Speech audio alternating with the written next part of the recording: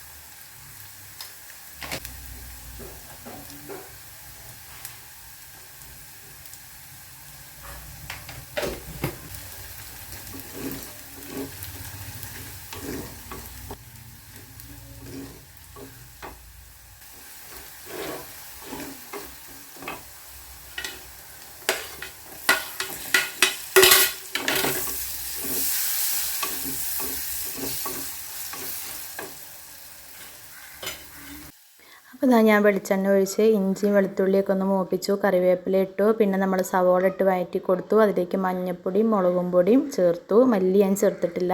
വീണ്ടും നന്നായി മസാലപ്പൊടിയൊക്കെ മൂപ്പിച്ചതിന് ശേഷം ഞാൻ അതിലേക്ക് തക്കാളി ഇട്ടു. തക്കാളി ഒന്ന് വാടിയതിന് ശേഷം ഞാൻ അതിലേക്ക് വാളൻപുളി വെള്ളം ഒഴിച്ചു കൊടുത്തു. പിന്നെ അതിലേക്ക് 2 കുടംപുളിയും കൂടെ ഇട്ട് കൊടുക്കുന്നുണ്ട് കേട്ടോ. കുറച്ച് വാളൻപുളി വെള്ളത്തിലിട്ട് വെച്ചിരുന്നു. പിന്നെ 2 കുടംപുളി ഇട്ട് കൊടുത്തു. പിന്നെ ആവശ്യത്തിന് വെള്ളം കൂടെ ഒഴിച്ചിട്ട് ഉപ്പ് ഇട്ട് അടച്ച് വെച്ചിട്ടോ. ഇനി തിളച്ച് വരുമ്പോൾ നമ്മൾ ഈ മീൻ ഇതിലേക്ക് ഇട്ട് കൊടുക്കുകയാണ് ചെയ്യണേ. അപ്പോൾ ഞാൻ പറഞ്ഞില്ലേ കുറച്ച് വറക്കാനും പിന്നെ റെഡിയാക്കി വെച്ചിട്ടുണ്ടായിരുന്നു. അപ്പോൾ ഞാൻ അതിലേക്ക് എന്ത് ചെയ്യാണ്, കുറച്ച് കുരുമുളക് പൊടിയും അതുപോലെ വലിയ ജീരകം, പിന്നെ ഇഞ്ചി വെളുത്തുള്ളി ഇത്രയൊക്കെ, കുരുമുളകും വലിയ ജീരകവും പൊടിച്ചതും ഇഞ്ചിയും വെളുത്തുള്ളിയും പേസ്റ്റും ഇട്ടു. പിന്നെ ഉപ്പിട്ടു, മഞ്ഞൾപ്പൊടി ഇട്ടു, മുളകും പൊടി, പിന്നെ കുറച്ച് വിനീഗർ കേട്ടോ, സുറുക്ക ഉണ്ടല്ലോ അതും കൂടി ഒഴിച്ചിട്ട് നന്നായിട്ട് ഈ മസാലയൊക്കെ മിക്സ് ചെയ്തിട്ട് ഇതിലേക്ക് മീനിട്ടിട്ട് മിക്സ് ചെയ്ത് വെക്കുകയാണ് കേട്ടോ. അപ്പോൾ മീൻ കറി ആകുമ്പോഴത്തേക്കും ഈ മീനൊക്കെ ഇവിടെ മസാല വെച്ച് അങ്ങോട്ട് ഇരിക്കുകയും ചെയ്യും, ഒന്ന് സെറ്റ് ആവുകയും ചെയ്യും. അത് കഴിഞ്ഞിട്ട് നമുക്കിതൊന്ന് വറുത്തെടുക്കാം കേട്ടോ. പിന്നെ ഞാൻ ആ കറീൻ്റെ മുകളിലേക്ക് കുറച്ച് കുരുമുളകും വലിയ ജീരകവും പൊടിച്ചതും കൂടെ ചേർത്തിട്ടുണ്ടായിരുന്നു കേട്ടോ. നമ്മൾ വറക്കാനെടുത്തപ്പോൾ അതും കൂടെ അതിലേക്ക് മുകളിലേക്ക് കുറച്ചൊന്ന് ചേർത്ത് കൊടുത്തു കേട്ടോ.